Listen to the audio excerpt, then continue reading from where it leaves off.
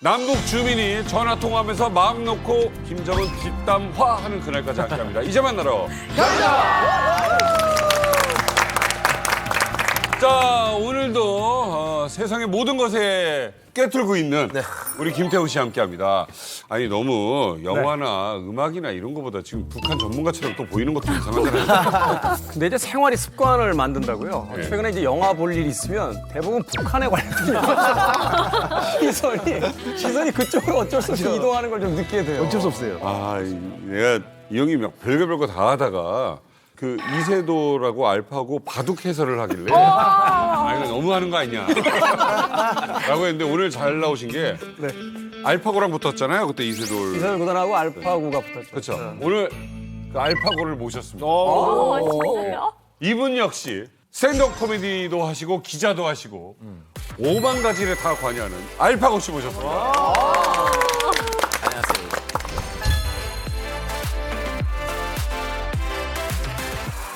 형제의 나라 네. 그렇게 이제 저는 한국인 됐기 때문에 무슨 중동 국가로 우리 대한민국을 아 귀하신 거죠? 네, 기여했어요. 원래 튀르키예 사람들은 자기들 유럽인이라고 하네요.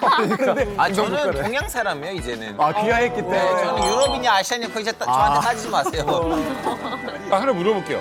터키라고 부르는 거 터키 분들이 안 좋아하는 겁니까? 사실은 딱 그렇게 사람들이 신경 쓰진 않았는데 영어로는 이제 질문제라는 의미인데 터키가. 예, 터키 그래서 튀르키예로 하자. 신경을 안 써도 그렇죠. 사실 양주 이름 중에도 와일드 터키도 있어요.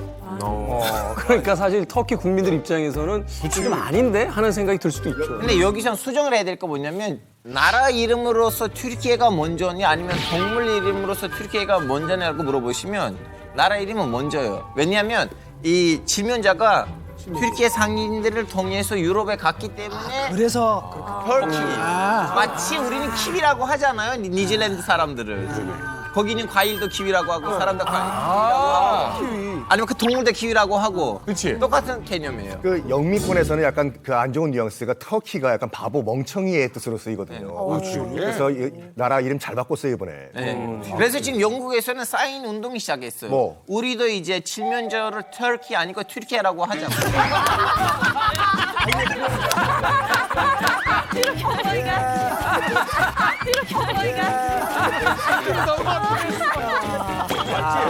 이렇게 아 진짜 최고야. 아 정말 오늘 기대하셔도 예, 말씀도 너무 잘하시고. 그렇죠. 아니 너무 궁금한 게 사실 아니 고향이 어떻게 보면은 튀르키예잖아요. 예, 예. 근데 어떻게 한국에 어떻게 귀화하시게 된 거예요? 아 이제 사실은 기여하기 전에는 이런 스토리가 있었는데 저는 2004년에 이제 16살 때는 고등학교를 졸업하고 한국에 이제 공부하러 왔었는데요. 이제 정치 외교학과를 공부를 했고 2010년에는 한국 특파원으로 임명됐어요. 고용당했어요. 맞아요. 그러다가 우리 언론사가 에르도안의 비리들을 폭로하기가 시작했어요. 그러다 보니까 이제 경찰들이 투입돼가지고 우리 언론사를 강제로 배업시켰어요. 우리 언론사의 그 사옥이 있잖아요. 그거는 다른 기업에다가 팔았어요, 정부가. 이제 일단 내부에 있는 선배들 다 감옥에 들어가셨고요. 네, 해외에 있는 특파원 선배들 그리고 제 동기들도 다 강제 소환 조치를 하려고 했어요. 그 튀르키예 외교부로 동원해가지고 이 사람들 다 테러리스트예요. 우리한테 돌려주십시오. 그래서 저는 바로 기아 신청을 했어요. 서울에 있는 튀르키예 대사관 들어갈 수 있어요? 못 들어가요? 그쪽 동네도 안 갑니다. 혹시나 모르니까. 아 진짜 좀 마음이 편해지셨으면 좋겠네요. 아 저는 이제 뭐 한국 여권을 들고 이제 돌아다니니까 너무 괜찮아요. 몇 가지 시험 좀 보겠습니다. 자 지금 현재 북한의 지도자 이름은 김정은입니다. 김정은의 아버지? 은 아니고 은입니다. 김정은의 아버지는 김정일입니다. 김정일의 아버지는 김일성이 이거 다 기화 시험 때 나와요. 다 기화 시험 때 나와요.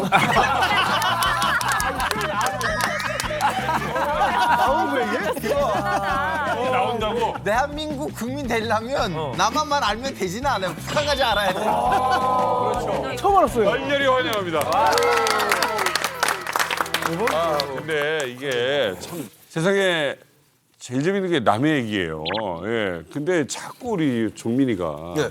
예? 아, 형 뒷담화를 하고 다닌다고. 그렇지, 그런지 몰랐네. 누가 그래요?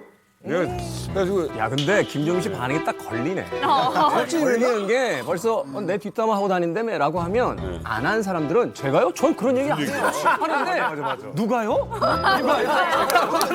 보니까 아 이거 매니저? 예? 매니저. 대충 그림이 나온다. 그림이 나왔어요. 방에다가 도청장치를 한번 심어봤습니다. 아 진짜? 진짜요? 도청장치를 심어봤는데 진짜요? 뭐라고 했는데요, 제가? 달아봤습니다.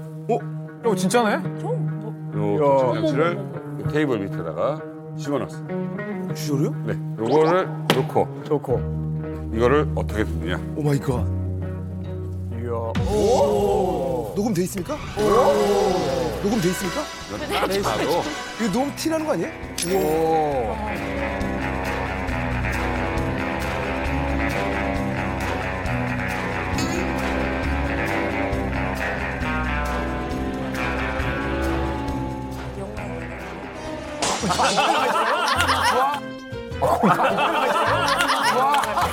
너무 옛날 거 아니에요? 아니 이거 안테나가 있다고요?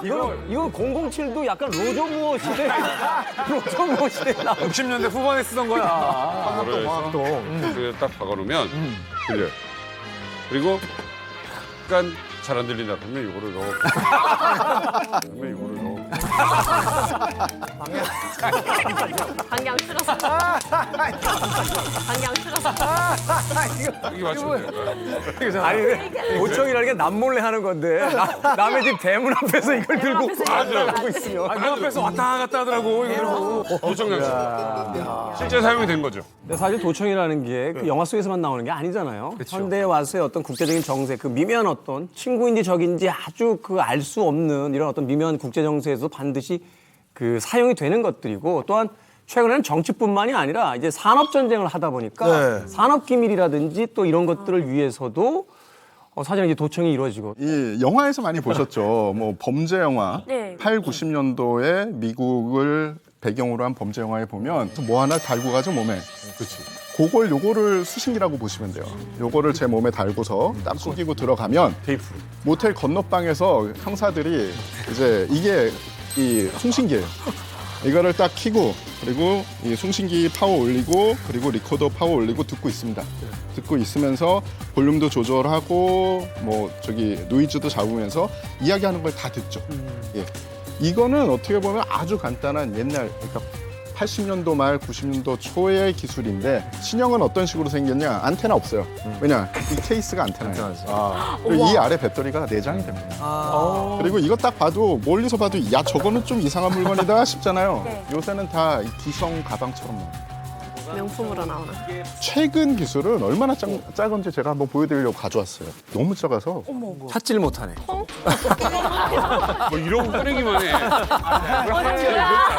예, 있어? 에? 진짜 있어요? 예, 있어? 에? 진짜 있어요? 에? 진짜 있어요? 이게 쌀알로 보이시죠? 쌀알이에요. 예, 쌀알로 보이시지 않습니까? 네. 쌀알 맞습니다. 예. 가져올 수는 없어서 이 정도의 이 도감청기를 운영하는 국가는 이거는 정말 극비 중인 극비죠. 그래서 못 가져왔지만 이 정도로도 충분히 만들어낼 수는 있어요.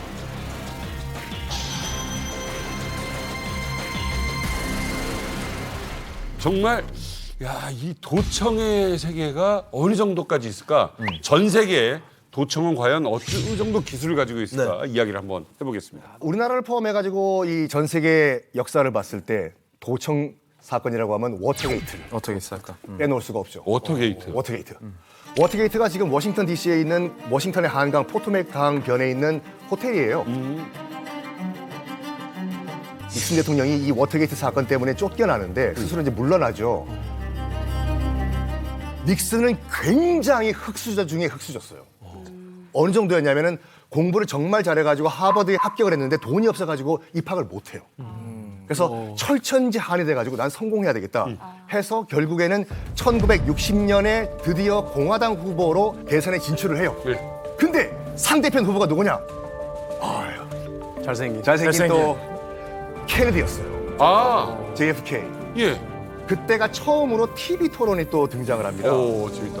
유권자들이 딱 봤을 때 케네디 잘생겼네, 말도 잘하고. 그렇지. 근데 닉슨은 당황을 했는지 땀을 뻘뻘 흘려요. 식은땀을 흘리면서.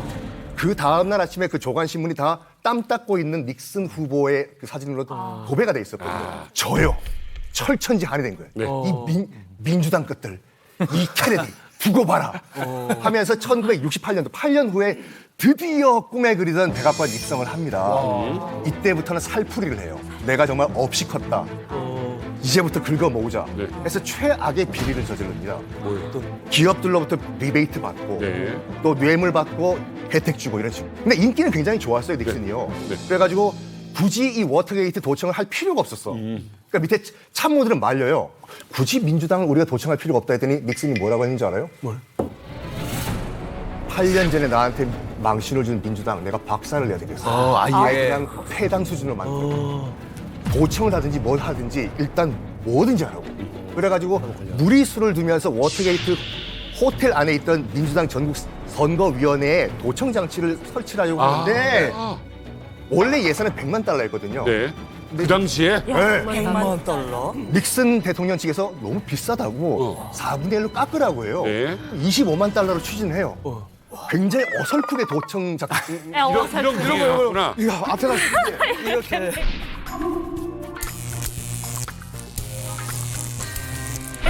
요원도 5명을 선발하는데 25만 달러로 선발하니까 어리버리한 애들 5명이 오고 아니 어때요? 도청장치 그래가지고 워터게이트 호텔에 들어갔는데 설치를 했어요. 네. 나와서 틀어보니까 저거야 작동을 안 해. 야! 빨리 들어가서 또 설치하고 나오라고. 방금 들어가서 나왔는데 지금 또 들어가면 경비한테 걸린다고.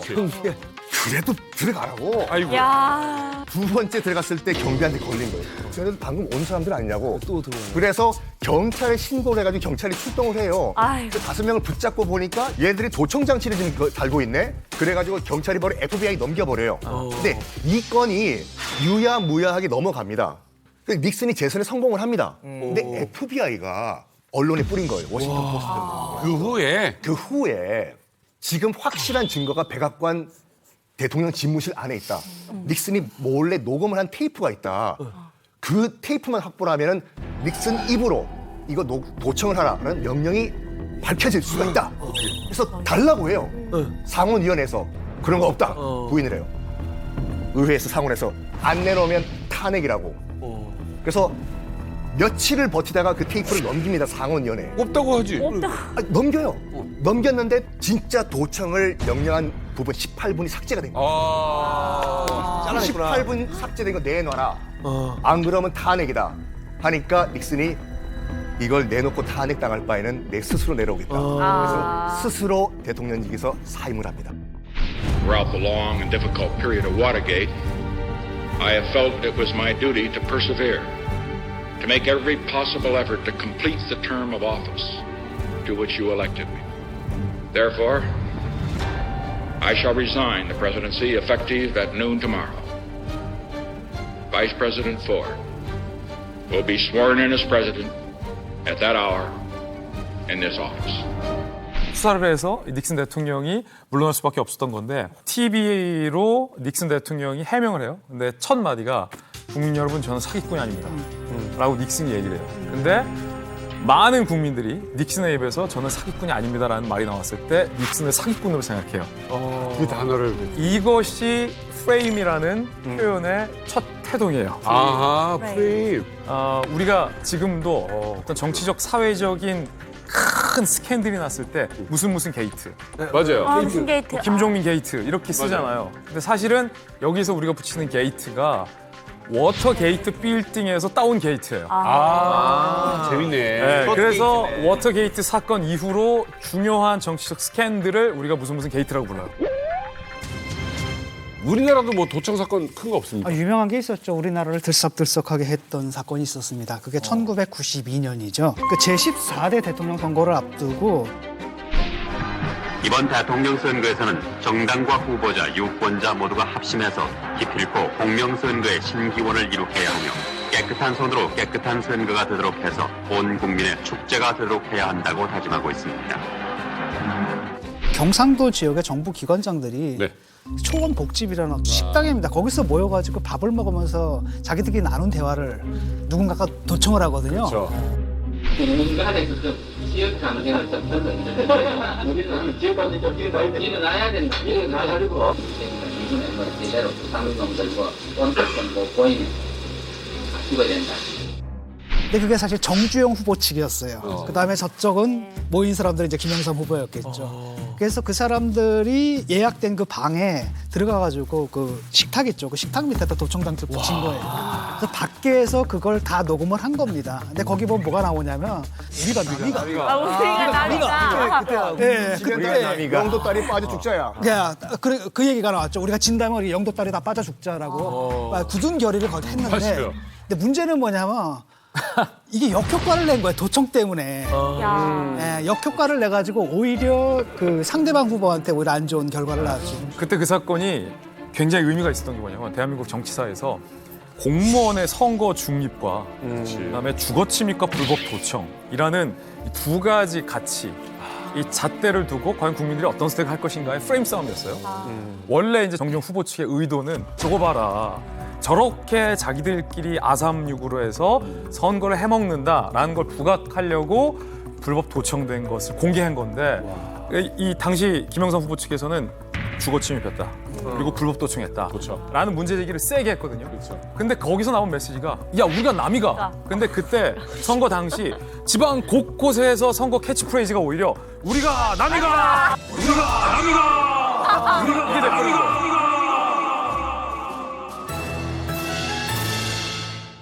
그래서 당시 대한민국 정치사에서 아무리 공무원의 선거 중립 위반이 비판적이었어도 주거 침입하고 불법 도청은 안 된다라는 어떤 국민들의 판단이 내려졌던 사건이기도 하죠. 그리고 우리가 남이가 때문에 좀 더 그래 우리가 남이 아니지가 좀 이겼다니까요. 그것 때문에 이겼다니까요. 아까 이야기한 프레임이 만들어지기 시작하는 거예요. 우리나라도 최근 이 도청 논란이 세게 논란이 된 바 있죠. 미국이 동맹국들을 감청한 정황이 드러났습니다. 우리나라도 포함됐습니다. SNS를 통해 유출된 우크라이나 전쟁 관련 미군 기밀로 추정되는 문서입니다. 동맹국인 우리나라와 관련된 정보도 포함됐다고 뉴욕타임스가 보도했습니다. 이 같은 정보는 전화나 메시지 등의 감청을 뜻하는 시긴트를 통해 확보했다고 언급됐습니다. 우방국이란 말이에요. 우방국이 또 이 상황이 벌어졌을 때 이제 취득한 것에 대해서는 부정하지 않고 있는데 이게 우방국 사이에도 이런 일들이 벌어질 수 있는 겁니까? 그 메르켈 수상 핸드폰을 갖다 8년 갖고 도청을 했거든요. 그런 기술이면은 난 도청을 기본적으로 했다고 보는데 문제는 뭐냐면 이런 거는 한국과 미국이 굉장히 이해관계를 갖다 같이 하는 강력한 동맹관계가 있거든요. 근데 사실 이해관계를 초월한 동맹이라는 건 난 존재한다고 보지 않아요. 동맹도 이해관계에 따라 맺는 거고 한국과 미국이 굉장히 강력하게 이해관계를 공유해요. 하지만 그런 바탕에서 두 나라 이해관계가 상충될 때가 있는 겁니다. 그게 이제 우크라이나 같은 사태죠. 우리가 군사적 지원을 하게 되면 러시아가 그다음에 중국이 가만히 있겠냐라는 거죠. 미국은 좀 더 과감하게 나서라. 그래서 지금 한국 정부가 그 결정을 어떻게 내렸는지 알고 싶은 거죠. 왜냐? 트럼프를 할 때 카드를 딱 주고 있는데 상대 카드를 알면 협상에서 늘 유리한 거거든요. 바로 이게 정보전이란 말이죠. 그렇기 때문에 아무리 동맹관계다 하더라도 서로 이걸 합니다. 모든 나라는 서로를 다 도감청을 해요. 프로토콜이 항상 이래요. 일단은 도청을 당하는 측에서 찾아내야 돼요. 우리가 도청을 당하고 있다는 걸. 그리고 항의를 해요. 항의를 하면 저쪽 도청 한 측은 일단 사과를 합니다. 그리고 또 도청을 해요. 뭐야. 우리가 지금 여기서 용어 정리를 하나를 좀 하고 가야 돼요. 네네. 지금 도청이라는 이야기를 계속 하잖아요. 네. 도청은 약간 불법적인 요소가 가미된 그런 행동입니다. 도청. 예, 똑같은 건데 국가가 국가를 감청하는 경우도 있어요. 감청? 그러니까 대한민국의 기관이나 군 부대가 북한의 일거수일투족을 감시하려고 그럴 때는 감청이라는 단어를 써요. 도청이라고 안 해요, 그럼? 예, 도청이라고 하지 않습니다. 도청은 약간 불법적인. 감청은 괜찮아요. 감청. 예, 그런데 그게 경계가 굉장히 애매모호해요. 그래서 어떻게 하냐? 용어가. 도감청. 맞네. 일로 갈 수도 있고 일로 갈 수도 있는데. 감청을 하는 입장에서는 우리는 국익을 위해 하는 거니까 감청이고 상대는 역설적으로 당하는 거니까 도청이 되는 겁니다. 국제 질서에서는 이런 이야기를 해요. 이 정보 수집, 도감청을 포함한 정보 수집을 못하는 놈은 바보, 들키는 놈은 더 바보. 안 하는 나라는 없다고 봅니다. 우리도 미국에 대해서 첩보전해요. 근데 이거를 걸렸을 때는 문제가 되는 거예요. 하지만 안 걸리면 그냥 넘어가는 거거든요. 부부 생활이랑 비슷하네. 비슷한 거지. 그리고 이거 미국이 정보 도청을 했다고 해서 놀랄 거 아니고 미국이 이미 유럽에서는 모든 유럽 국가들을 도청하다고 걸렸어요. 스노든이 복라는 내용을 보시면 38기국 대사관에 미국 대사관에서 도청하고 있다는 거 들켰고 방금 전에 선배님 말씀드렸잖아요. 그 메르켈의 휴대폰을 8년 동안 도청을 했잖아요. 지금 기술로 봤을 때는 세계에서 도청을 잘하는 탑2는 미국하고 러시아예요. 기술적으로는 아직 미국을 응가한 나라가 없어요. 기관으로 봤을 때도 예를 들면 한국은 뭐 국정원 있고 기무사 있고 딱 2개 정도라고 해야 되는지 모르겠지만 미국에서 도청을 할 수 있는 권한이 있는 기구는 국정원 같은 기구 13개나 있어요. 지금 중국하고 북한하고 동맹이잖아요. 서로 우리나라는 그런 규정까지는 없는데 북한하고 중국은 한 나라가 침략을 받으면 자동적으로 개입하고 자동적으로 도와주게 돼 있어요.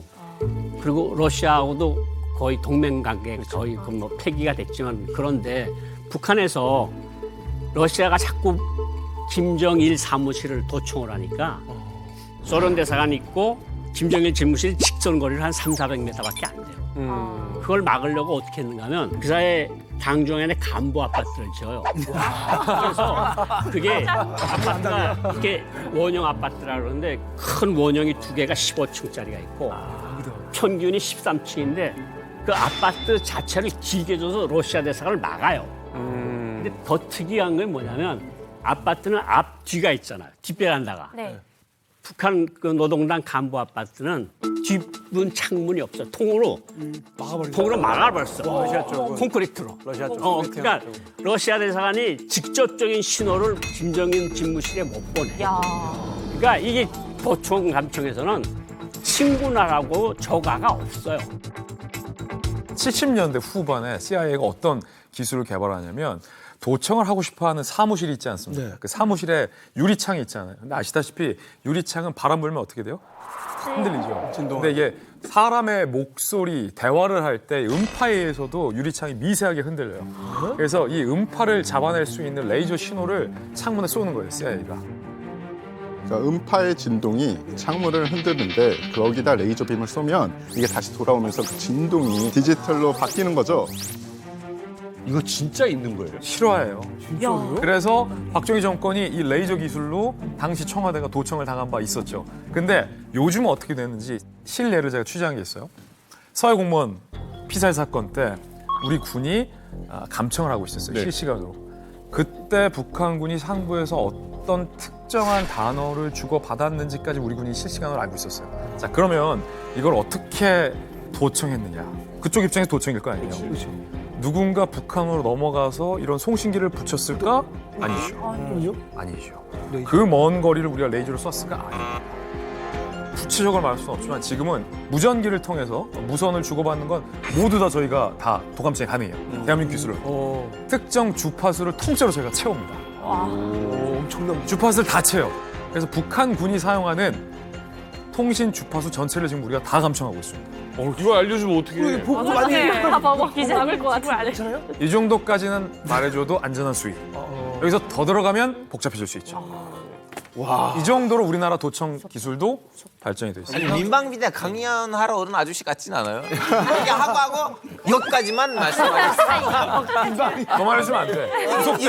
이게 다 민방위 안 가봤어. 민방위 출신이에요. 민방위를 어떻게 가봐요? 한국 남자라면 민방위 갔다 와야 돼요. 진짜예요? 예, 서초구에서 받았습니다, 교육. 서초구에서. 귀화를 해도 민방위는 받아요? 아, 물론. 교육 같은 거 받나 보네요. 아니 이게 사실 이게 레이저로 한다는 게 사실 믿기지가 않는데 이게 가능한 저도 믿기지는 않고요. 근데 기억이 나거든요. 1977년이고 그때 이게 사실 첫 번째 사건이에요. 대박이다. 미국에 우리 이제 도청하다 들킨 사건이고 그래서 이른바 이제 코리아 게이트라 그랬는데 당시는 뭐였냐면 미국 정부하고 그다음에 한국 정부 박정희 정권 사이에 갈등이 있었습니다. 미국 정부에서는 미군을 철수시키겠다라고 얘기를 하고 그다음에 또 다른 한편으로 뭐냐면 한국에서의 그 인권 문제, 민주주의 파괴 문제를 갖다 계속 지적을 하고 있었거든요. 그래서 정말로 민주주의 회복 안 하면 미군 철수도 할 수 있어.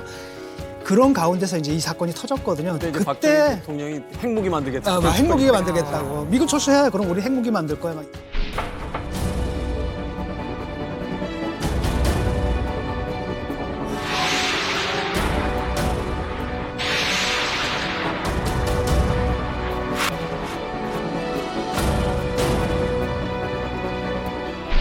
그때 이미 이 얘기가 돌았거든요. 그러니까 어떻게 그럼 도청했대라고 했을 때 레이저를 뭐 쏴가지고 창의 진동을 그러니까 그때 그 들었던 기억이 나요. 근데 이게 사실이었다는 거죠. 요거 잠깐 비하인드 스토리 말씀드리면은 그러니까 지금 그 광화문에 있는 미 대사관 건물 있잖아요. 이게 1962년도에 USAID라는 그 단체에서 만들었거든요. 건물을. 이게 이제 건축이 됐을 때 미 당국은 어떤 용도로 쓴다는 걸 우리 정부한테 얘기를 안 했어요. 그런데 1968년도에 떡하니 그중에 한 군데에 미 대사관에 들어갔네? 어머? 박정희 정부가 강력하게 항의를 한 거예요. 어떻게 청와대에서 바로 보이는 거기다 미 대사관을 갖다 놓냐. 그러면서 CIA가 대놓고 거기서 청와대를 감청을 합니다. 코리아 게이트 터진 다음에 당시 이제 미 정부 당국에서 뭐라고 했냐면 전 세계에 있는 모든 곳 가운데서 청와대가 가장 도감청이 쉬웠다. 미 대사관 옥상에서 바로 이 창문 떨림만 포착을 하면 바로 무슨 얘기를 하는지 다 포착이 됩니다. 거짓말 아니야? 전혀 아니야. 다른 방법이 있는데 창문이라고 해버린 거 아니야? 그 이후에 박정희 대통령은 아주 비밀 얘기할 때마다 정원에 나와서 걸으면서 얘기했다고. 맞아. 아, 창문 안 떨리게. 지금 우리가 이 레이저 도감청기에 대해서 이야기를 했잖아요. 그래서 야 그런 게 있어라고 말씀하셨는데 기술적으로 이게 몇 년도에 만들어졌다고 알려졌는지 아시는 분 계십니까? 이게 박정희 대통령 때 얘기가 나왔으니까. 그렇죠. 그럼 그 전이겠죠. 정확하게는 1947년에 야, 그거 너무 옛날이야. 1947년에 KGB에서 분한 레이저 감청기라는 거를 운용을 했어요. 저는 아까 말씀하시는 거 듣고 깜짝 놀란 게 이들이 이 레이저 감청기를 만들어 놓고 KGB에서 제일 먼저 이 기계를 배치시킨 게 모스크바에 있는 영국하고 미국 대사관이에요. 그러니까 분명히 이 북한에서도 이것들이 들어오면 그 짓을 할 거다. 그래가지고 아파트를 쳤죠. 저는 평양을 가본 적이 없는데 그 말씀 듣고서 깜짝 놀랐어요. 그렇지. 아는 북한도 알고 있는 지금 북한 대사관들 있잖아요. 보이성에서 1, 2년에 한 번씩 나와요. 그래서 창문 주변에 무슨 장치를 달아놔요. 상대방 아파트에서 어느 아파트에선가 유리창이 울리는 걸 듣는 거야. 어머. 그러니까 말하는 게 대사가 말하고 참사가 말하는 걸 들어. 말하면 타닥 미세하게 울리거든 창문에. 그걸 탐지를 하고 있다고. 지금 우리가 도감청기의 발전에 대해서 막 이야기를 했잖아요. 네. 최근에 제일 많이 쓰는 게 있습니다. 예, 최근에 하는 도감청기는 여러분들이 다 가지고 있어요. 가지고 있다고요? SNS. 다 가지고 있어요, 여러분. 장기? 지퍼? 지퍼? 지퍼 어색을 어색? 전기차. 달팽이관. 사실 정답은 핸드폰입니다. 스마트폰. 스마트폰인데 예, 스마트폰이 요새는 사실 아까 말씀드렸듯이 중요한 거는 통화도 하지만 이 메시지로 많이 보내잖아요. 뭐 옛날에는 송신기를 따로 붙이고 수신기로 받아야 되지만 이제는 전화기 하나만 해킹을 하면 만약에 제 전화기가 해킹이 되잖아요. 여기에 스피커도 달려 있고 뭐 다 달려 있지 않습니까? 제가 이야기하는 게 다 들리는 거예요. 쉽게 얘기해서 여러분들 이런 경험 해보셨죠? 잘못 눌렸어. 잘못 눌렸는데 그 친구가 전화를 받고 다 듣고 있으면서 히히히히 웃어. 근데 나는 몰라. 몰라요. 그게 24시간 365일 계속된다고 보시면 되고요. 이게 숙주가 돼요. 이게 숙주가 돼서 이 기계로 다른 기계를 연결해가지고 어떻게 보면 이게 리모트 컨트롤이 되는 거예요.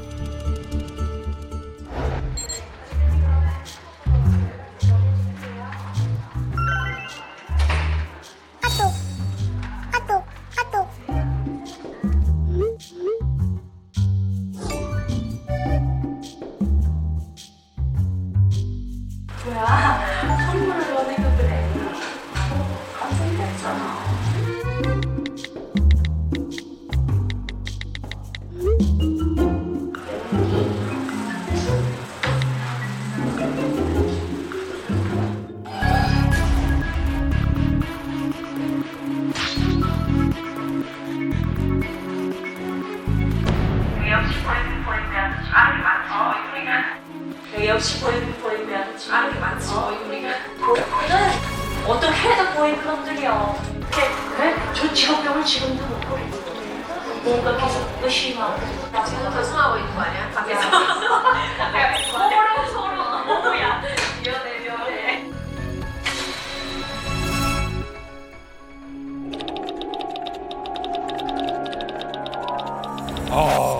와, 무섭다 무서워. 솔직히 않네. 이게 모르고 있었는데. 예. 사실은 이거는 중동에서 너무 크게 터졌어요. 중동이요? 예, 이제 중동에 있는 이제 나라 수장들이 자기네 나라의 반정부 기자가 이제 해외에 망명 나갈 경우 아니면 이슈가 문제가 있는 그 유럽 나라의 수장을 도청을 해야 되는데 기술이 없잖아요. 근데 이제 이 기술을 진짜로 제대로 만든 회사가 있어요. 이 회사도 이렇게 국가회사 아니에요. 그냥 사립회사예요. 바로 이스라엘에 있는 NSO이라는 IT 기술 회사인데요. 이 사람들이 만들었던 소프트웨어 이름은 베가수스예요. 이 베가수 소프트웨어는 진짜 얘기를 들어보시면 기가 막힙니다. 예를 들면 제가 이제 성김 선생님을 도청하고 싶어요. 왜냐면 똑같은 이제 역사 스토리텔링이잖아요. 제가 그래요? 예. 거기 들어가야 되는 그 방송섭을 제가 먼저 따야 되는데 네, 그래서 제가 이제 도청을 해야 되는데 도청을 할 수가 없어요. 왜냐면 눈치가 너무 세고 너무 빨라. 무조건 다 쳐내요. 그래서 제가 어떻게 하냐면요. 베가수스 하나 구매해요. 그럼 어떻게 하냐면 딱 성긴 선생님이 주무실 때는 제가 여기서 전화를 울리게 해요. 안 받으시면 5초는 충분합니다. 5초 정도 울리기만 하면 베가수스는 거기에다가 깔려요. 깔리고 난 다음에 이제 저는 그 전화를 알아서 컨트롤할 수가 있어요. 제일 먼저 뭘 해요? 빨리 받아야겠네. 전화 기록을 제가 삭제합니다. 어머머. 왜냐하면 아침 일어나셨는데 뭐야 국제 전화가 왔네. 그러면 의심이 들 거 아니에요. 아, 그래서 예. 이런 식으로 만 몇 개가 팔렸대요. 이 회사가.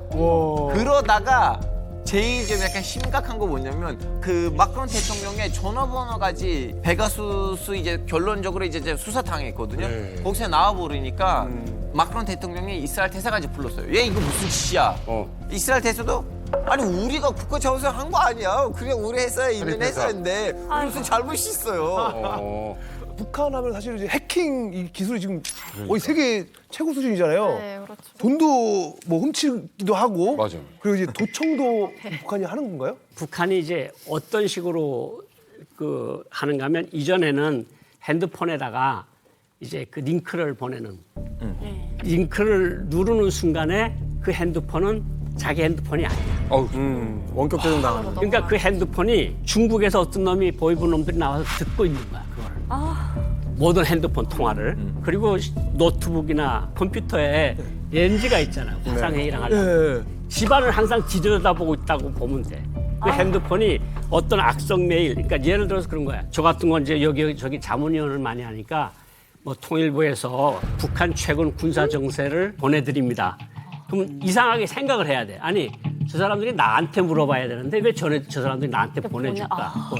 이상하잖아요. 그렇지. 난 사실 2012년도에 연구원에서 한번 내 컴퓨터가 털린 적이 있었거든요.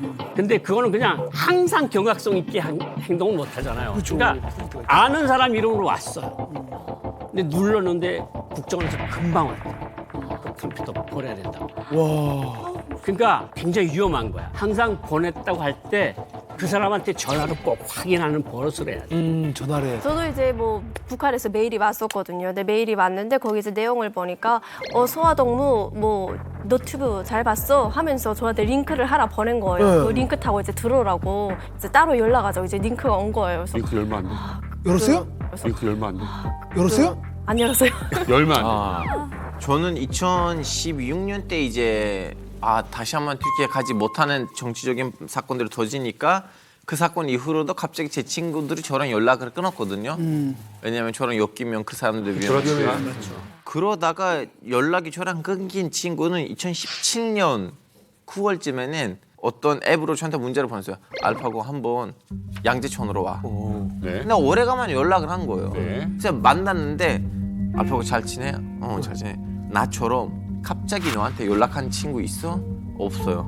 그럼 다행이야. 앞으로 조심해. 갑자기 너랑 연락을 안 했다고 연락하려고 하는 사람들은 의심해야 되고 그리고 너한테 특히 SNS에 DM이 오잖아요. 알파고 씨 팬이에요 이런 식으로. 그거는 대사관에서 시킬 수도 있다. 왜냐하면 이 알파고가 너무 많이 언론에 나와서 좀 약간 안 좋은 얘기를 하니까 우린 이 친구를 좀 약간 제거를 해야겠다. 예. 이게 사실은 핵심이 이거죠. 예전에 어떤 보이스피싱이라든지 이런 그 스마트폰 사기는 내가 동의를 눌러야 되잖아요. 그렇지. 받아야 되고. 열어봐야 되는데 이건 그걸 필요로 하지 않는다는 거예요. 그리고 더 핵심인 게 뭐냐면 내가 말하자면 썬킴 선생님의 해킹을 하려고 해요. 참 또 나만 해킹하려고 해. 저는 이제 약간 컨셉 겹치니까 섭외 전화가 이쪽으로 올까 싶어서. 근데 썬킴 선생님을 해킹을 하려고 해도 직접 전화를 걸게 되면 썬킴 선생님은 항상 24시간 휴대폰을 끌어안고 사시는 분이라 그렇지. 이게 쉽게 해킹이 안 될 염려가 있단 말이에요. 그렇지. 바로 받으면. 그러면 썬킴 선생님의 주변 사람한테 전화를 하는 거예요. 야. 그게 그 미국에서 아주 유명한 게임이 있었어요. 케빈 베이컨 게임이라고 그래서 한 사람이 6단계만 거치면 세상의 모든 사람과 연결된다는 거예요. 마치 그 홈페이지가 왜 팔로우를 타고서 계속 이어지는 것처럼 결국 내가 원하는 사람까지 도착할 수 있다는 거죠. 휴대폰 6개만 거치면 미국 대통령도 연결이 된다. 그거를 통해서 한다는 게 너무 무서운데. 너무 무섭죠. 듣기만 해도. 대충 막을 방법은 없어요. 있죠. 있는데 굉장히 많은 돈과 시간과 이 정성이 들어가야 됩니다. 아, 왜? 자, 대한민국에서 미국이 가지고 있는 시설 중에 제일 건설비가 많이 들어간 데가 어딘지 아십니까? 행복이. 대사관인가요? 평택. 대사관하고 청와대? 평택 맞습니다. 근데 그 중에 이 지역. 대사님의 집무실하고 한미 장군의 집무실. 아, 되게 비슷하게 맞는데요. 그리고 뭐 대사실 그리고 뭐 사령관실 이 곳도 당연히 들어가는데 우리가 흔히 그런 데를 뭐라고 부르냐 하면은 SCIF라고 합니다. 예. 스시프라고 하는데 어떤 식으로 우리가 한국어로 번역할 수 있냐면은 특별 기밀실, 특별 정보실이라고 할 수 있어요. 그래서 대부분 대사관 지하에 설치가 돼요. 이 시설이 왜 건축비가 많이 드느냐? 그 시설의 인부들도 다 미국 국적이어야 되고요. 그 시설에 들어가는 모든 건축 자재는 모두 다 엑스레이를 통과하고 검사를 받아야 돼요. 인건비가 많이. 못 하나, 나무 하나, 시멘트 조각까지 다. 네. 아, 설치하는 사람마저 보안 인증이 돼야 되는구나. SCIF가 미국 대통령은 계속 돌아다니잖아요. 이 사람을 위해서도 그런 시설이 필요하지 않습니까? 그래서 얼마 전부터 미국 대통령이 어떤 걸 가지고 다니느냐? 그 기능이 있는 텐트를 가지고 다닙니다. 와, 텐트를. 보안 텐트. 그걸로 잡는 거. 일단은 그러니까 보안 텐트라고 보시면 되죠. 그러니까 기밀 보안 텐트인데 이거를 만약에 대통령이 브라질을 간다. 브라질의 어느 호텔에 묵을 거잖아요. 그러면 선발대가 먼저 가서 대통령이 묵을 방이나 이런 걸 싹 다 검측을 하죠. 검측을 한 뒤에 그 텐트 칠 자리를 몇 곳을 봐놔요. 만약에 그런 보안 대화가 필요하다. 그러면 그날 어디에다가 그냥 텐트를 확 쳐버리는 거예요. 그 텐트는 레이저 도우 감청기도 안 되고요. 그렇죠. 우리가 얘기했던 램폰, 저 빛을 이용한 도감청기도 안 돼요. 왜냐? 창문도 하나도 없고 출입문도 이중이라서 들어가는 사람들의 전화도 하나도 안 터집니다. 그러니까 동서고금을 막느라고 모든 전쟁과 전투에서 가장 중요한 건 첩보전이에요. 네. 당연히 우리나라 6.25 한국 전쟁에서도 첩보전이 굉장히 큰 역할을 했겠죠. 네. 6.25 전쟁의 그런 전쟁 양상을 바꿨던 큰 첩보 이벤트 사건이 하나 있었습니다. 뭡니까? 이걸 제가 그냥 전달해 드리기엔 너무 큰 이벤트다 보니까 뭔가 이벤트 하나 준비를 했어요. 이벤트요? 이정자가요. 얼마짜리야 겁니까? 이정자가요. 얼마짜리야 겁니까? 썬킴의 거침없는 도청사. 때는 6.25 전쟁이 한창이던 1951년도였습니다. 51년. 그때 치열한 교전을 벌이던 우리 국군과 인민군, 당연히 통신전도 치열했겠죠. 그러겠죠. 근데 그때 인민군이 우리 국군의 통신 감청 장치를 손에 얻게 됩니다. 그래가지고 우리 국군이 통신하는 모든 내용들을 다 도감청을 하기 시작한 인민군. 암호를 바꿔도 암호를 해독게 돼요. 이거 어떡할까? 어떡할까 하다가 우리 국군은 기상천외한 아이디어를 하나 냅니다. 뭐죠? 뭘까요? 아이디어요? 감수광, 나오지 않래 감수광. 그거 혜은이 씨 노래 아니에요? 맞습니다. 노래로. 제주도 방언을 써버린 거예요. 그러니까 제주도 방언을 가지고 이제 서로 이제 암호를 작전을 이제 주고받고 하니까 못 알아듣는 북한 군들이 못 알아듣는 거예요.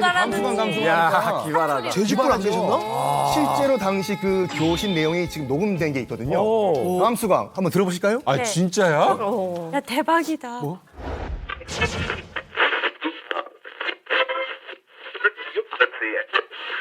글로 쭉 가다 보면 큰큰 소나기 나옵니까? 거기서 나단편으로 돌아서 도르멍 갑소. 와, 대박.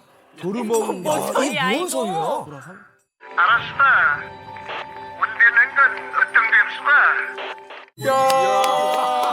그걸 맞아요? 여러분들이 인민군이라고 생각하면 멘붕이 와요, 안 와요? 멘붕이죠, 이거는. 못 알아서. 알 수가 없어. 제일 또 사람이 있어야 돼. 그렇죠. 그러니까 제가 당시 이제 그 문제를 다시 읽어드릴 테니까 네. 무슨 뜻인지 해독하시오. 걸러죽 가당 보면 큰큰한 소낭이 나옵니까? 그래서 내 한편으로 돌아상 도로만 갑서? 알았수다. 온덴 한건 어떤 뱀수가? 나자라. 이거 무슨 뜻이야 이거? 아라수단 이해해서 알았어요. 올 때 뭘 가지고 갈까요? 자, 정답을 공개하겠습니다. 도리로 쭉 가다가 보면 커다란 소나무가 나옵니다. 글로 쭉 가다 보면 큰큰한 소나기 나옵니까?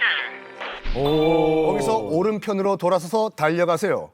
알겠습니다. 거기서 나단편으로 돌아상 도르멍도르멍 갑서. 알았다.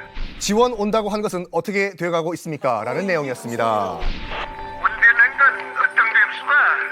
이게 그 소리라고요? 지원은 없는 한 건 어떻게 됐습니까? 온다고 한 건. 야, 이 대사 보니까 떠오른 영화 하나 있어요. 너무 어렵다. 그 니콜라스 케이지 주연의 윈드 토커라는 영화 있는데 2차 세계대전 때 이 연합군, 특히 이제 미국의 무선을 일본군이 다 도청을 해버리니까 골머리를 앓았던 거죠. 게다가 그 어떻게 해야지만 이 도청을 당하지 않을 것이냐, 혹은 도청을 당해도 그 내용을 발각되지 않을 것이냐라고 해서 미국에서 기상천외한 방법을 생각해놨는데 뭔데요? 똑같아요.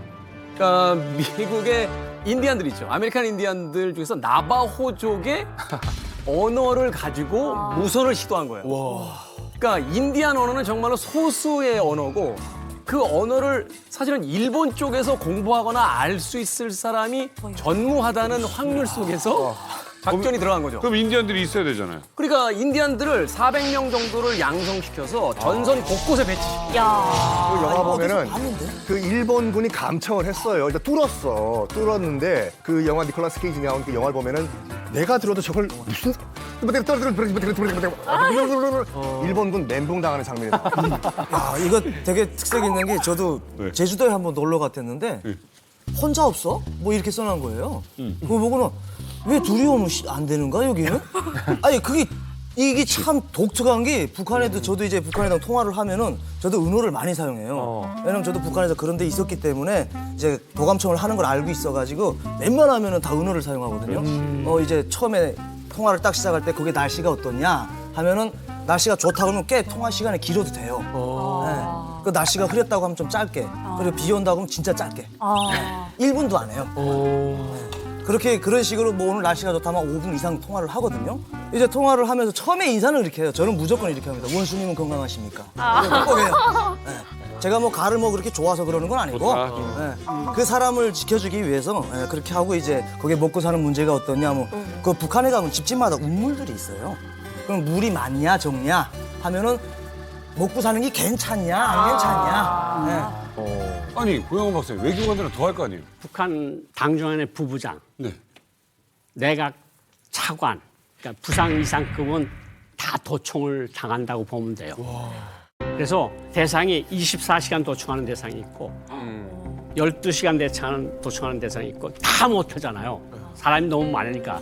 그리고 아침 출근 시간, 저녁 퇴근 이후 시간에 도청하는 시간이 있고 어떤 사람들은 정세가 긴장해질 때 말하자면 뭐 한국에서 한미 군사 훈련을 한다든가 뭐 북한이 미사일을 쏜다든가 이럴 때 도청하는 대상이 있고 그러니까 우리는 다 도청을 하고 있다는 걸 다 알고 있어요. 아우 인력도 되게 많겠다.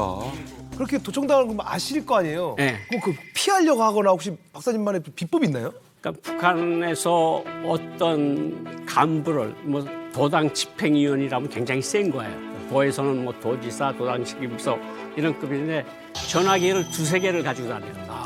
그러니까 국가에서 준 전화기는 따로 있고 이거는 24시간 듣는다고 생각을 하는 거예요. 그리고 처제나 처형의 전화번호, 이름으로 개통된 전화번호. 그런 식으로 이제 대포폰. 아야 뚱딴지 같은 대포폰을 하나 가지고 있어요. 그러니까 대포폰으로는 서로 이야기를 하는데 이런 거는 국가에서 준 거는 예 알겠습니다 수령님, 알겠습니다 원수님 이런 말만 하는 거죠. 그러니까 나름대로 다 자기 살아가는 방법이 다 있어요. 야, 헷갈리면 큰일 나겠네요. 잘못되면 또. 아니 근데 내부 도청은 그렇다 치지만 제가 하나 기억하는 게 그 빌 클린턴 전 미국 대통령이 그 여기자 석방 때문에 북한에 갔었잖아요. 그때 들은 이야기에 따르면은 이 빌 클린턴 전 미국 대통령이 이제 움직이는 동선 숙소에 다 도청 장치가 깔려 있었다는 이야기를 들었거든요. 아니 그래도 빌 클린턴이 최강대국의 전임 대통령인데 이 대통령이 당연히 그 북한에 가게 되면 수행원들이랑 와서 다 그것을 체크할 거라는 걸 알면서도 그렇게까지 도청을 그 공격적으로 하는 것이 사실입니까? 그러니까 제가 직접 겪은 신뢰를 말씀드리면 김정일이 김일성 생일 때 노름시하는 친왕이 축하 사절로 왔는데 특별히 기쁨조 공연을 보여줬는데 제가 통역으로 들어갔어요. 근데 정말 가릴 때만 극히 일부만 가린 여배우들이 나와서 춤을 춰요. 그러니까 노름시하는 친왕이 완전히 충격을 먹은 거야. 기분이 안 좋았어. 김정일하고 인사하고 이렇게 하고 나왔는데 차에 타자마자 뭐 이야기를 하는 거야. 저런 무의들을 나한테 보여준 의도가 뭐냐? 뭐냐 이게? 내가 나라를 뺏겼다고 우습게 보는 거냐? 이 사람은 다르게 생각을 한 거야. 그래서 내가 우리 장군님이 수령님이 특별한 전우이고 전사니까 다른 사람한테 안 보여주는 특별한 걸 했다는데 계속 화를 내는 거야. 이거를 내가 막지 못하면 내가 죽어. 그러니까 내가 가르쳤어요. 손가락. 무슨 말인지 금방 알더라.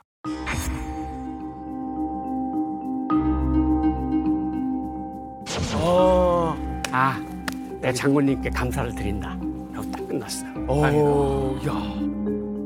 그 2017년에 우리 여자 축구 선수 대표단이 이제 평양을 방문했는데 양각도 호텔에 투숙한 적이 있었거든요. 그 선수 중에 하나가 이제 이거 호텔에서 뭐 수건도 좀 갖다 주고 그래야 되는 거 아니야?라고 했는데 잠시 후에 5분 후에 수건을 딱 들어요. 편하네요. 원래 주려고 했다. 인공지능 아닙니까? 인공지능? 그다음에 이제 선수들끼리 그 창문에 커튼을 딱 열고 창밖을 보면서 바깥 풍경에 대해서 막 얘기를 했대요. 그래서 점심 먹고 딱 돌아왔는데 이번에 이제 커튼이 딱 닫혀 있고 커튼을 아예 열지 못하게 딱 잠금 장치가 돼 있었다. 평양 고려 호텔에 가면 이렇게 하고 내려다보면 뒤에 3층짜리 집이 있어요. 그건 전체 도청꾼들만 앉아 있는 거죠. 도청꾼도 있어요. 도청센터.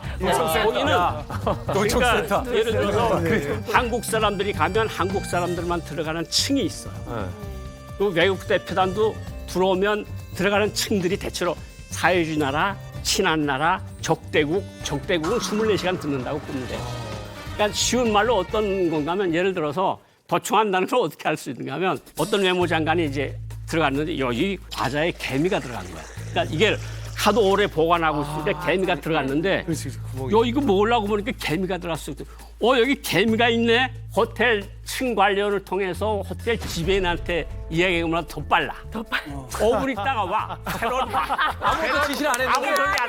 아무것도 안 했는데 이게 뒀던 거 조금 오래돼서 좀 안 좋을 수가 있으니까 그렇게 해서 가져온다. 이게 어떻게 보면 아우 편한데? 라는 생각도 드는데 달리 생각해보면 굉장히 무서운 일이에요. 무섭죠. 너무 무섭죠. 그렇게 해야지. 그러다 보니까 양각도 호텔에 얽힌 괴담이 존재해요.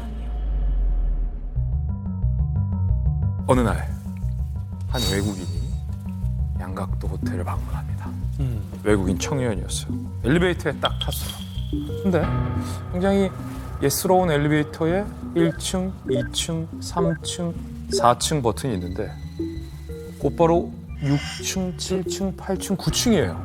뭐가 빠졌죠? 5층 버튼이 없는 거예요. 그때부터 외국인들 사이에서 야, 5층에 무언가가 있다.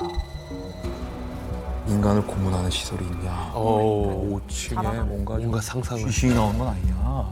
온갖 무서운 소문들이 양각도 호텔 5층과 관련해서 돌기 시작한 거예요.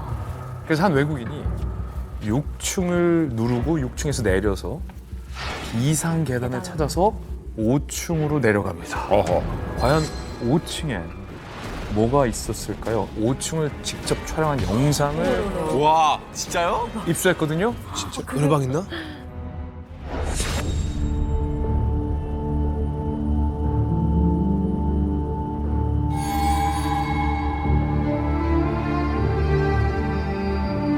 아, 5층이 없네. 진짜 1, 2, 3, 4, 없어. 5가 없네.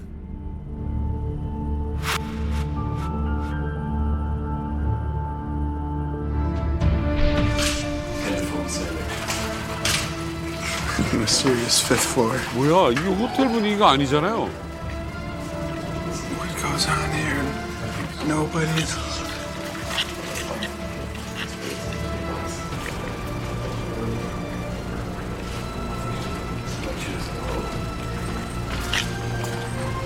와, 이거 뭐야? 우리 장군님 제일이야? 우리 장군님 제일이야.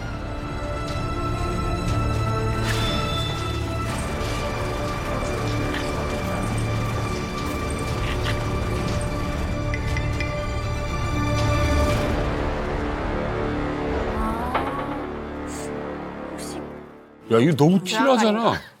5층에는 불도 꺼져 있고 깜깜했어요. 지금 보신 것처럼 사람도 없었습니다. 그리고 오직 보이는 건 북한의 선전물들이 보관이 쫙 돼 있었는데, 자, 이게 지금 도청과 무슨 상관일까라는 생각이 드는데, 사실 저 5층은 도청과 깊은 관련이 있습니다. 그리고 이 양각도 호텔의 5층과 관련돼서 우리에게 너무나도 익숙한 외국인 청년의 이름이 있습니다.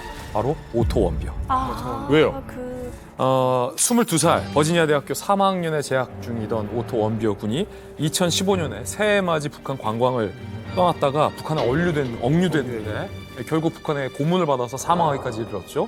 그 이유가 금지된 양각도 호텔 5층에 들어가서 선전 문구를 떼는 모습이 촬영됐기 때문에. 아니, 선전 문구 떼서 사고가 난 것까지는 아는데 그게 5층이었다고요? 5층이었어요. 양각도. 왜 그렇게 예민하게 봐?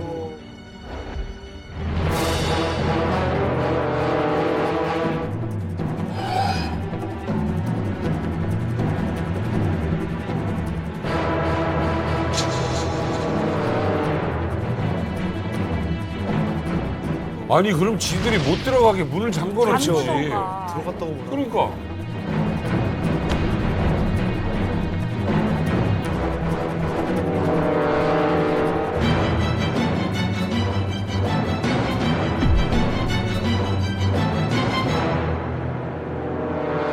I never should have allowed myself to be allured by the United States administration to commit a crime in this country.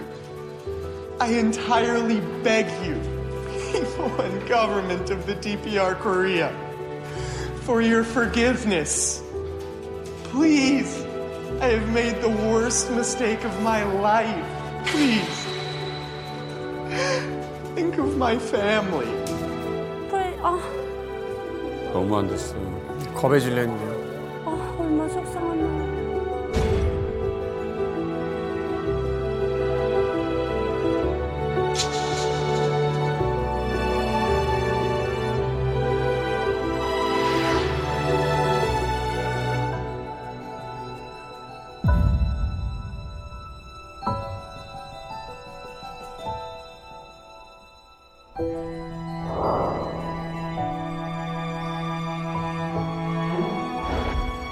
아, 이게 극도의 스트레스가 얼마나 심했겠어요. 그렇죠. 이제 1년 6개월 만에 송환됐다고 합니다만 사실 이제 당시 뉴스 저도 기억하는데 북한에서 노동교화형 15년형을 받았어요. 그러니까 젊은 청년에겐 정말 엄청난 충격이었을 거고 결국 뭐 북한에 억류되어 있다 식물인간 상태에서 이제 송환이 되긴 했습니다만 송환된 지 얼마 만에 이제 사망을 하게 되고 얼마 전에 있었던 이제 한미 정상회담 때 김건희 여사가 가서 또 그 원비어 부모님들에게 또 위로의 말을 또 건네기도 했었는데 아니 도대체 양각도 호텔 5층에 어떤 비밀이 있길래 이렇게 강력하게 제재를 가했던 겁니까? 또 하나는 그렇게 중요한 데면 아무나 문 열고 들어가게 하면 안 되잖아요. 아니 일단은 이해가 안 가는 게 5층을 만들어 놓고 건너뛰고 그냥 4층, 5층 이렇게 해놨으면 일반인들이 아예 그 숨겨진 걸 모를 텐데. 아니 오라고 하든가 그냥. 문이라도 잠가 놓든지. 1, 2, 3, 4, 5로. 그러니까 이게 이제 지금은 막았을 거예요. 지금 출입증이 있어야 문이 열릴 것 같은데 이 5층에 뭐가 있는가 하면 당위원회가 있고 각 청년동맹, 연맹, 직맹 조직들이 있어요. 정치 조직들이 있고 그다음에 도청하는 부서가 있어요. 도청하는 부서가 호텔에 든 외국인들 그리고 호텔에 드는 북한 간부들 다 듣는 거고 북한 내부에서 이체 모든 것을 도청하는 거는 국가보위성 도청국이 한다고 보면 되고요. 정찰총국이 또 도청하는 게 있어요. 이거는 휴전선, 북방한계선 이런 데서 한국군과 한국군 군부대를 상대로 도청을 합니다. 이제 북한에서 이제 기본적으로 도청을 하는 거는 화학국이라고 합니다. 북한에서는 화학국이라고 하는데 감청 들어가기 전에 북한에서 이제 기술 작업이라고 하는데 저 대상에 대한 감청을 시작을 해야 되겠다라고 하면은 정보원을 통해서 그리고 또 보위원들이 대상을 끌어냅니다. 집에서 가족들 다. 그러니까 그걸 뭐 우리 여기다 감청할 테니까 다 나와 이건 아니고요. 이제 뭐 인민반 회의를 조직을 한다든지 아예 없는 일을 조직을 해요. 해가지고 가족들이 무조건 나오게끔. 해가지고 집에 들어가서 이제 감청을 하는데 북한에는 집과 집 사이에 갇혀요. 하모니카 집 주택들이 많기 때문에 이 집에다가 감청 장치를 해놓으면 바로 옆집은 거기가 이제 아지트가 되는 거예요. 그러니까 24시간을 감청을 할 수가 있습니다. 그런 식으로 작업을 해가지고 북한 주민들이라든지 그리고 또 다른 사람들이 북한 당국에 대해서 어떻게 이야기하는지 그런 자료들을 뽑아내는 거예요. 아니 해외 식당에서 일했었잖아요. 식당에 있는 사람도 간부는 도청을 할 것 같은데. 그게 엄청 심해요. 북한 이제 해외 나가면 해외에 있는 사람들이 이제 북한으로 전화를 걸잖아요. 무조건 도청을 하거든요. 근데 그 도청하면 귀에 들리는 느낌이 있거든요. 뭐가 탈락하고 들리는 게 뭔가 이렇게 귀가 뻥 뚫린 느낌이 소리가 들려요. 달리고. 소리. 울리거나. 저도 이제 무슨 일이 있어서 캄보디아에서 북한으로 이제 전화를 했던 적이 있어요. 근데 서로 자기네가 도청된다는 걸 나도 알고 상대방도 아니까 말을 엄청 조심히 하는 거예요. 어떻게든 건덕지 잡히지 않을 말을 하려고 계속 말이 계속 느려지고 그랬다가 어떻게 하고 막 이렇게 돌려 말하면서 근데 해외에서 그냥 북한 사람이 북한 사람끼리 전화하면 그건 도청이 안 된다고 하더라고요. 또 정업원들은 이제 손님하고 대화를 하면 이제 버이원이 너트를 하나 줘요. 야 여기 너트에다가 손님하고 대화한 거 다 적어라 하면은 이제 너트에다 다 적어서 이제 뭐 버이원한테 얘기를 하고 뭐 한 명이 말이 다르다 하면은 3자 대면을 시켜서 맞을 때까지 확인을 하고 이제 제가 버이부 스파이였거든요. 저희 버이부 스파이였거든요. 저희 깜짝 놀랐어요. 예이. 이러네였어. 무서워. 근데 이제 거절을 못 하는 거예요. 버이원이 24시간 감시해도 정업원들이 자는 뭐 숙소나 샤워실까지 볼 수 없는 거잖아요. 그렇죠. 이거를 이제 정업원들한테 서로 스파이를 만들어서 듣는 거예요. 서로도 정업끼리. 일주일에 한 번씩 부르면 뭐 어느 친구가 이제 어느 언니가 뭐 한국 드라마 보는 것 같습니다 하면 이제 정해주면서 그래 써라 쓰고 이제 가명 쓰고 이제 도장 찍고 나오고 이제 그렇게 좀 했죠. 스파이가 막 혹시 나를 일러 바쳤니? 일러 바치셨으면 여기 없으셨을 것 같은데. 맞아요. 만약 해외 뭐 간부들이나 네. 이런 사람들이 좀 오면은 정보 좀 캐오라고 좀 시키나요? 그렇죠. 네. 거위급이 오면 봉사원 중에 가장 이제 그 스파이 얘 같은 애를 들여보내서 얘를 들여보내서 그 사람들이 했던 말을 그대로 이제 갖다가 그 얘기를 보고를 해야 돼요. 음식 먹으면서 나눈 이야기들 같은 걸 근데 이제 그대로. 어느 정도냐면 버이원이 이제 대사관에서 이제 대사나 참사 이런 분들이 이제 거위급들이 이제 식당에 오면 중국 손님이랑 올 때 있거든요. 그럼 중국 손님하고 참사가 야 중국말로 어떤 대화를 했어 하고 이제 저한테 시키는 거예요. 그럼 저는 그 중국말로 대화를 한 거 이제 버이원한테 가서 이제 일로 바치는 거죠.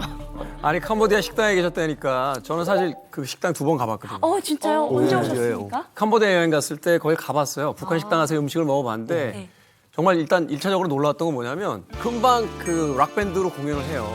근데 그 멤버들이 10분 있다가는 한복을 입고 나서 춤을 춰요. 그러니까 그 멤버 한 명이서 하여튼 롤이 한 5-6개는 되는 것 같아요. 네, 저희는 그러니까 좀 번기욕이 있는 것 같아요. 저희는 이제 거기서 그냥 보고 이러니까 말이라도 좀 섞어보려고 몇 마디 이렇게 하면 그렇게 쌀쌀맞게 불어요. 그러니까 한국인들한테 이게 보니까 아마도 감시받고 있다는 느낌 때문에 일부러 그러시는 것 같고 누군가에게 얘기를 걸면 또 한 사람이 뒤에 슬쩍 지나가면서 안 듣는 척하면서 무슨 얘기하는지 이렇게 움직이는 게 저희들한테도 느껴지는 거예요. 그 동선이. 그러니까 야 이게 감시당하고 있구나 하는 느낌이 그 식당 안에서도 사실은 느껴져요. 많이 이제 최근에 북한 식당에 다녀오신 분이 이제 저한테 제가 근무했던 식당에 다녀오신 한국 분이 저한테 이제 이야기를 해줬는데. 예전에는 이제 농담도 하고 그래도 대화를 하고 뭐 맛있었으니까 뭐 농담도 하고 했는데 지금은 친구들이 거의 이제 멀리 떨어져가지고 한마디도 뭐 하지도 못하고 조금도 말을 섞지 못한다고 하더라고요. 지금 방금 말씀하신 것처럼 지금은 아예 한국인 접촉 금지 분위기예요. 그 이유는 13명의 여종업원이 집단 탈북한 사건이 가장 컸어요. 북한 당국 본국 입장에서는 해외 식당으로 외화벌이를 보내면 이 사람들이 탈북을 하게 된다라는 경계를 하기 시작했고 트라우마가 생겼죠. 최근 정보통한테 제가 들은 소식은 그렇게 이제 휴대전화 사용을 단속한다는 소식도 있더라고요. 최근에는 이제 매니저가 그 핸드폰을 가지고 있는데 이제 저 여기 한국에서 연락하시는 분이랑 메시지를 하는 걸 제가 봤거든요. 근데 지금 절대 통화도 안 되고 이제 감시가 심해가지고 이제 절대 문자나 이런 것도 조심해야 된다고. 조심을. 그렇지. 네. 북한이 해외에서 식당을 운영하는 것은 일단 경제 제재 때문에 외화를 벌어들일 수 있는 수단이 없잖아요. 그래서 식당을 통해 가지고 외화를 벌어들이는 것이고, 그런데 문제는 뭐냐면 이 공산주의 국가하고 이 자본주의 국가하고 있는데 그 최전선이거든요, 사실은 식당이라는 게. 예, 그럼 거기서 일하는 사람들은 당연히 영향을 받죠. 그다음에 심지어는 그 가운데서 일하는 가운데서 연결도 생겨버리거든요. 그러니까 북한의 입장에서는 단속할 수밖에 없는 거고, 그렇게 해서 감시하고 도청할 수밖에 없는 거죠. 여기가 참 해외에 있는 북한 식당이라는 것이 의심되는 부분이 상당히 많아요. 과연 정말 거기서 음식만 팔까 궁금하지 않습니까? 베트남 하노이 고려 식당이라는 곳이 있습니다. 여행 가시는 여행객들도 많이 가시고 하는데 당국이 조사를 해봤습니다. 이 식당에서 도대체 뭘 거래를 했는지. 당연히 식당이니까 음식이 거래가 됐겠죠. 그렇지. 냉면, 또 뭐? 고사리. 술 마시고. 술 빠지면 안 되지. 그런데 이 식당 거래 내역 가운데 식당인데 당연히 식당이니까 음식이 거래가 됐겠죠. 그렇지. 냉면, 또 뭐? 고사리. 술 마시고. 술 빠지면 안 되지. 그런데 이 식당 거래 내역 가운데 식당인데 단년 인식 기술 소프트웨어까지 거래가 됐다는 것이 공개가 된 거예요. 일반 식당이 아니에요. 미국 CNN 방송은 싱크탱크를 인용해 베트남 하노이의 북한 고려 식당이 안면인식 기술 판매로 외화벌이를 하고 있다는 의혹을 제기했습니다. 고려 식당 주인 북한인 김정길이 안면인식 기술 전문가로 추정된다고 외신은 보도했습니다. 차갑다는 거네. 안면. 아니면 돈이 없는 중동 국가들이나 아프리카 국가들한테 팔아줄 수도 있어요. 그럴 가능성도 있죠. 개발하는 그 기술. 보통 식당이라고 하면은 많은 사람들이 오가잖아요. 오가고 그러니까 불특정 다수가 이용하는 곳이라서 정보 쪽에 종사하는 사람들이 안전과학으로 쓰기가 굉장히 좋습니다. 가도 전혀 의심받지 않고. 그렇죠. 그러니까 북한식당의 방 같은 곳은 벌써 도감청 장치가 있을 거예요. 있다. 그리고 고위부 사람들이 이렇게 이용하는 거는 이 사람이 제대로 얘기를 하는지, 이 사람의 충성도가 나한테 있는지를 다시 한번 확인을 했을 겁니다. 해외에서도 도청 사례가 상당히 많습니다. 그중에서 하나 굉장히 중요한 사건을 하나 소개를 해드리겠습니다. 소품이 필요하거든요. 이거 지금 뭐야, 또 하나 와요. 또 나갔네. 또 하나 와요. 또 나갔네. 거침없는 도청사. 좋아. 이거 괜찮은 것 같아. 좋아. 코너. 너무 재밌어. 포석코잖아 이게. 좋아. 루마니아 최악의 동유럽 최악의 독재자 차우체스쿠라고 있었습니다. 차우체스쿠가 생전에 가장 존경했던 인물은 바로 김일성이었습니다. 평양을 방문해가지고 김일성 광장을 행진하는 인민군들을 보고 속된 말로 뻑 가버렸다고 하죠. 그래서 김일성으로부터 여러 가지 팁을 받습니다. 이렇게 하면 위대한 독재자가 될 수가 있다. 그 팁 중에 하나가 바로 도청이었어요. 도청을 하면 전 국민을 도청하라. 결국 김일성한테 배웁니다. 전 국민을요? 전 국민. 루마니아 당시 인구가 2천만 명 정도였는데 전국에 1,000개 이상의 도청 센터를 만들고 300만 개 이상의 도청기를 뿌렸습니다. 그래서 전 국민을 다 도청을 했어요.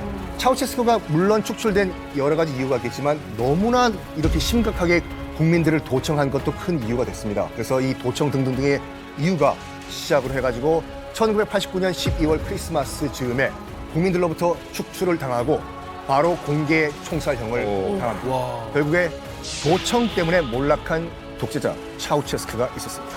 지금 현재도 튀르키예에서는 진행 중이거든요. 뭐가요? 튀르키예에서는 2016년에 있었던 쿠데타 기도 이후로부터는 어떻게 보면 좀 진위 쿠데타였는데 완전히 국민을 이제 감시하기가 시작했거든요. 그래서 국민도 그러면 나는 앱을 써야겠다. 좀 약간 그 도청을 좀 약간 막을 수 있는 앱 연락을 하고 그리고 문자를 보내도 안 걸리는 앱. 근데 그 앱을 깐 사람이 있으면 튀르키예 정부는 잡아요. 너 비밀로 얘기할 거 뭐 있는데 너 이걸 깔았어? 그거만으로 지금 거의 100만 명 사람이 수사 받았어요. 너무 그 중에는 몇만 명 사람이 지금 다 감옥에 있어요. 그 앱만으로. 그런가 하면은 우리나라에서도 난리가 났습니다. 북에서도 지금 별별 방법을 다 쓰는데 대한민국이 뚫리는 사건이 발생을 합니다. 그것도 하늘에서. 영공이 뚫렸죠. 2022년 12월 26일 크리스마스 다음 날 오전 10시부터 3시 반 사이에 일어난 북한의 무인기 5대가 대한민국 영공을 뚫고 들어온 사건. 그중에 한 대는 충격적이게도 용산 대통령실에서 불과 3km 떨어진 상공까지 침투한 정황이 포착이 됐죠. 더 기막힌 건 그런데 이걸 우리 군이 실시간으로 보고 있었는데 격추에 실패를 했어요. 그래서 우리가 전투 헬기랑 전투기까지 출동을 시켰는데 격추를 못 시키면서 굉장히 국민들의 충격이 있었는데 이 목적은 뭐 명백해 보이죠. 구 청와대나 현 대통령실과 관련된 무언가를 북한이 예를 들어서 감시하거나 어떤 자료를 획득하기 위해서 여기까지 온 게 아니냐. 어느 정도인지 간 보려고 온 거 아니냐라는 생각도 해요. 그리고 또 하나는 수방사에는 그거 막는 무기들이 있을 거 아니에요. 근데 그렇죠. 그거를 발견하고도 격추시키지 못했다는 건 이건 심각한 문제 아닌가요? 심각한 문제죠. 예를 들어서 자꾸 군에서는 그때 당시에 이 탄피 문제를 거론해요. 예를 들어서 무인기가 워낙 작다 보니까 이 우리가 조준 사격을 하는 게 아니라 무인기가 레이더에 잡히거나 유관이 보이면 그 근방을 무작위로 사격을 하게 되는데 이 탄피가 무인기를 맞지 못하고 민가에 떨어져서 뭐 살상이 일어날 수 유탄이 사실이 제가 봤을 때 본질적인 거는 무인기가 너무 작고 빨라서 현재 우리가 갖고 있는 수단으로 효율적으로 저 무인기를 잡을 수가 없어요. 포탄을 싣게 되면 이게 탄두 중량이라는 게 있기 때문에 기체가 커져야 돼요. 그럼 레이더에 탐지가 됩니다. 사실은 요격이 가능하고 이번에 우리 탐지 못한 건 1m, 1.5m밖에 안 되거든요. 그건 사실상 레이더상의 노이즈로 잡혀가지고 탐지가 힘들고 그다음에 딱 비행기 타고 하늘에 올라가잖아요. 안 보여요. 너무 작아서. 자, 사실 여기서 우리는 더 족보를 이제 따려고 왔다고 우리는 그 의심하고 있는데요. 이것보다 더 무서운 시나리오가 있어요. 북한이 이 무인기에다가 폭탄을 설치하고 자살폭탄을 일으키려고 보낸다면 그럼 우리 망하는 거죠. 지금 아시다시피 러시아하고 우크라이나 지금 전쟁하고 있는데 보통 우리는 러시아가 들어간다면 3일 만에는 우크라이나는 망했다라고 생각하고 있었는데 지금 전쟁이 1년 반 넘게 걸렸던 이거 뭐예요? 바로 우크라이나는 무인기들을 도입을 시켰고 러시아 탱크들 오기 전에는 우크라이나는 그 무인기들을 통해서 탱크들을 폭발시켜서 지금 이렇게 제강 러시아도 1년 반 동안 우크라이나에서 버티고 있잖아요.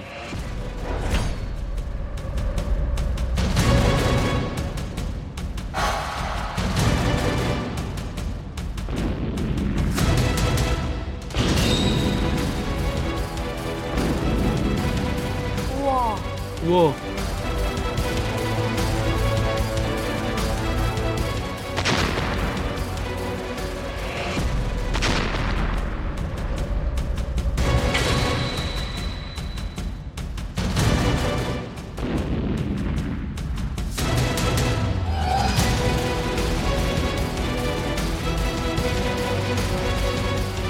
그래서 지금 이 드론들이 전쟁사에서는 게임 챌린저가 된 거예요, 지금. 그런 거 같아요. 그러니까.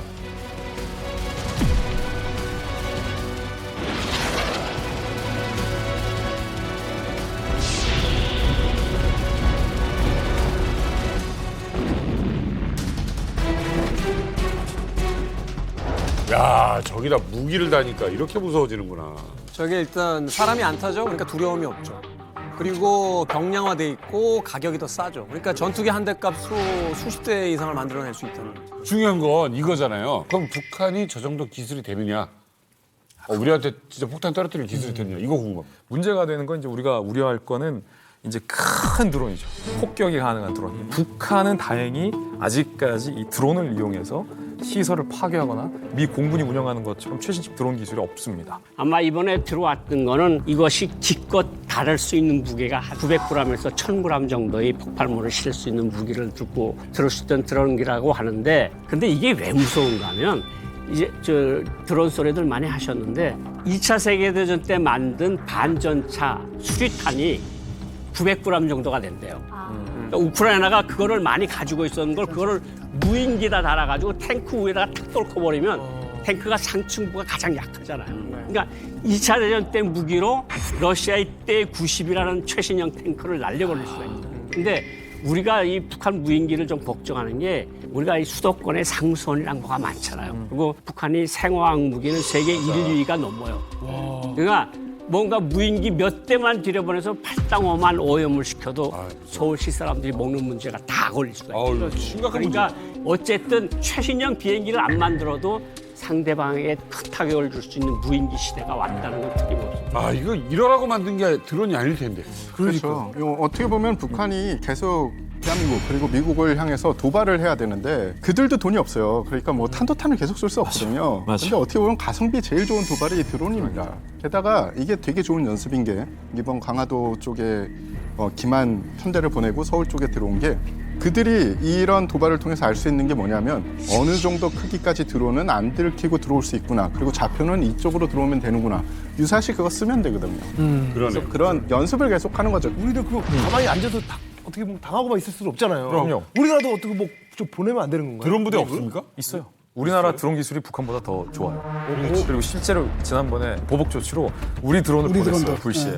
그래서 우리 드론이 다 살아 돌아왔어요. 우와. 북한도 우리 드론 보고 못 잡은 거예요. 그래서 북한의 군 책임자가 경질됐다라는 관측도 그때 있었거든요. 김정은이 대연호했다라는 후문도 있고 일단은 우리는 드론 부대를 2014년에 뚫린 이후로 창설을 해서 집중적으로 양성을 하는데 사실은 우리는 마음만 먹으면 드론에 미사일을 장착해서 김정은 집무실도 요격할 수 있어요. 그리고 북한도 사실 우리에게 딱 걸린 사례가 이번에 나왔습니다. 제가 사진 몇 장을 준비했는데 함께 보시죠. 바로 개성공단을 열 적외선 위성으로 촬영한 겁니다. 그래서 위성으로 열 적외선 사진을 찍은 거예요. 근데 잘 보시면은 빨간 곳은 열이 좀 많이 포착이 된 거예요. 공장이 돌아가고 있다는 이야기네. 공장이 돌아가고 있다는 거예요. 그런데 아시다시피 김정은이 2016년에 전면 폐쇄하라고 했잖아요. 그런데 전면 폐쇄된 줄 우리는 알고 있었는데 이게 웬일? 미국 위성으로 찍어보니까 한 군데, 두 군데, 세 군데, 네 군데가 뻘겋게 사진이 찍힌 거예요. 공장이 원활하게 돌아가고 있던 거예요. 그중에서 재밌는 게 보면 보세요. 전자 공장도 있고 손 공장도 있습니다만 제조 공장. 저기가 좀 이렇게 온도가 되고 있었죠. 자, 그럼 여기서 퀴즈입니다. 북한은 개성공단에서 뭘 돌리고 있었을까요? 에어컨? 밥 에어컨. 도시락? 진종 교수님이 답을 알려주세요. 우와, 그러니까 이건 군사용까지 돌리면 안 되지. 그렇지, 뭐 하시면 없지. 아니 거기가 전기 전자 공장이잖아. 그러면 되게 뭘 생각할 수 있어요. 가전제품이겠지. 가전제품. 뭐 만들까? 정답은 쿠쿠밥솥입니다. 쿠쿠밥솥. 우리가 개성공단에서 철수할 때 그 밥솥 10,000개가 완제품으로 남아 있었고 거기에 42만 개를 만들 수 있는 부품을 그냥 놓고 나온 거예요. 밥솥 만들었다고요? 그렇죠. 그러니까 42만 개 밥솥을 만들 수가 있는 거죠. 이제 문제는 쌀입니다. 쌀만 있습니다. 우리한테 나가라고 그걸 만든 거예요? 요거 포착돼서 우리 통일부 장관이 공개적으로 북한을 비판하는 성명까지 냈어요. 근데 이거 우리 재산이죠. 그렇죠. 우리 재산이죠. 근데 우리 통일부 장관이 북한에게 공개적으로 비판 성명 낸 것도 굉장히 몇 년 만에 오랜만이거든요. 근데 이게 쿠쿠밥솥 때문에 벌어진 거예요. 어머머.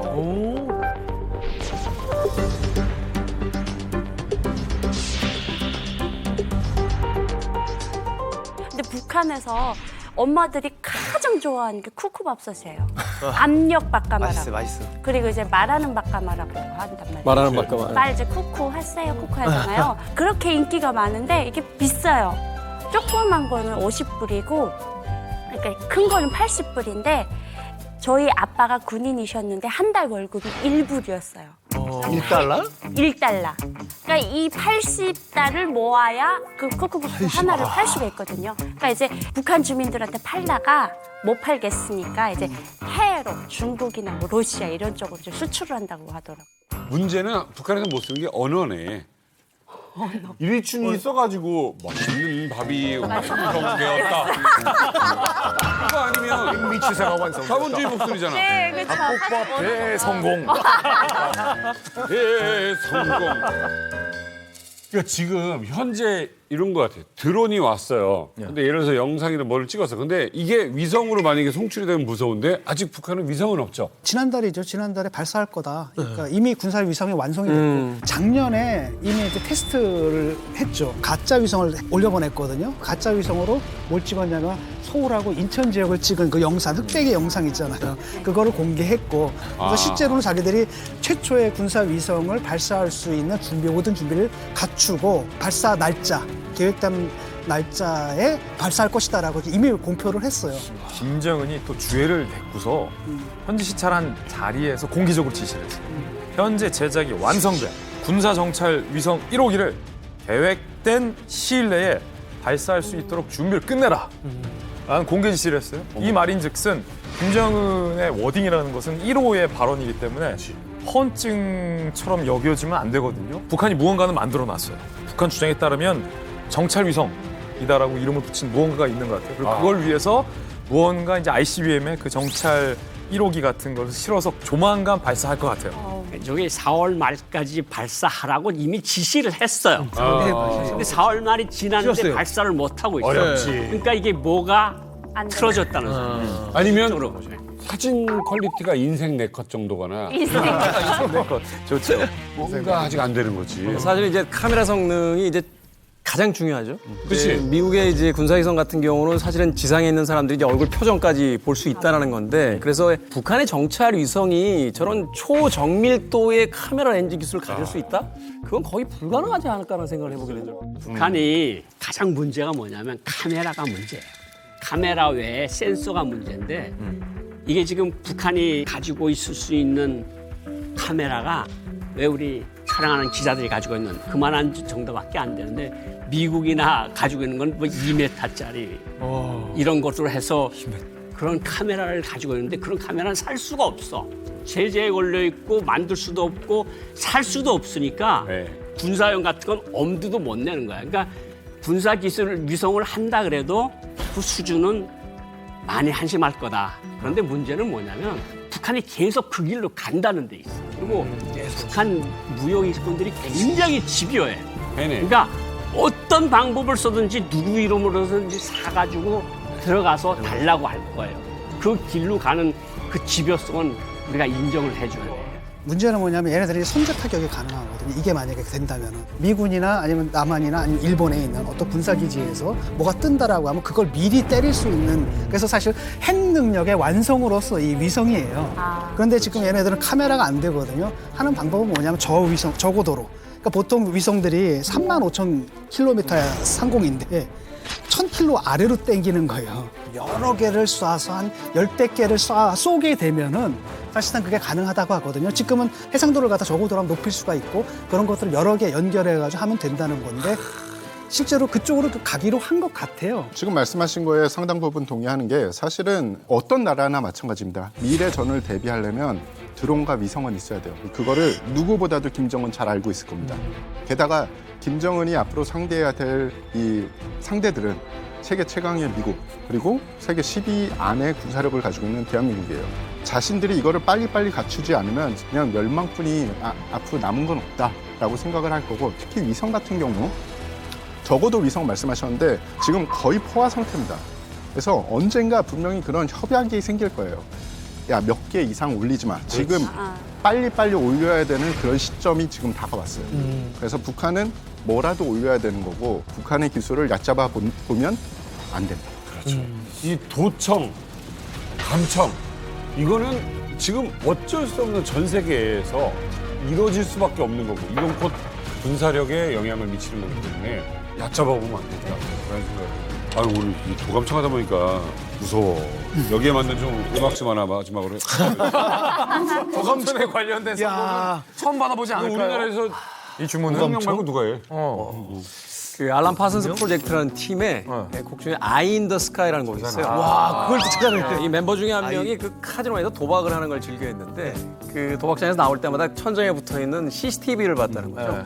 이 CCTV가 사실은 이 도박을 하는 사람들을 감시하면서 어떤 행동을 하고 있는가 이걸 계속 쳐다보고 있었다는 건데 그 경험을 통해서 만든 곡이에요. 여기서 Eye in the Sky라는 건 쉽게 이해해서 하늘에 있는 눈.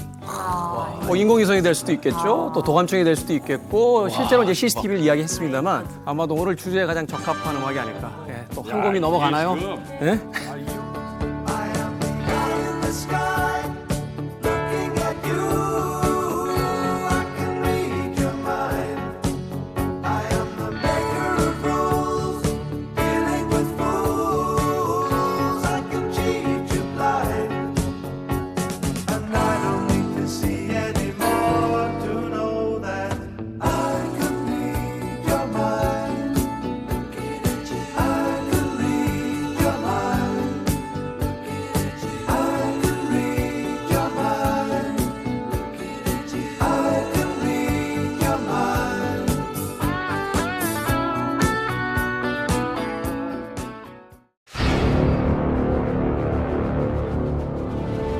대한민국 사람들에 있어서 김구 선생은 민족 영웅이잖아요. 너희는 김구 하면은 김일성을 엄청나게 찬양하는 사람. 3.1운동의 상징 열사님이시죠. 유관순 열사랑은 몰랐습니다. 세종대왕님이라고 해서 동상을 만든 것 자체가 동상이라면 오직 김부자 동상만이 가능한 거거든요. 백두혈통 이외의 영웅이 탄생하면 안 되는 거예요.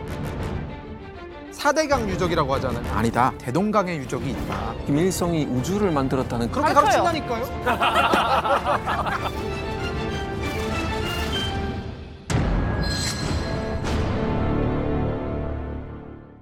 채널 A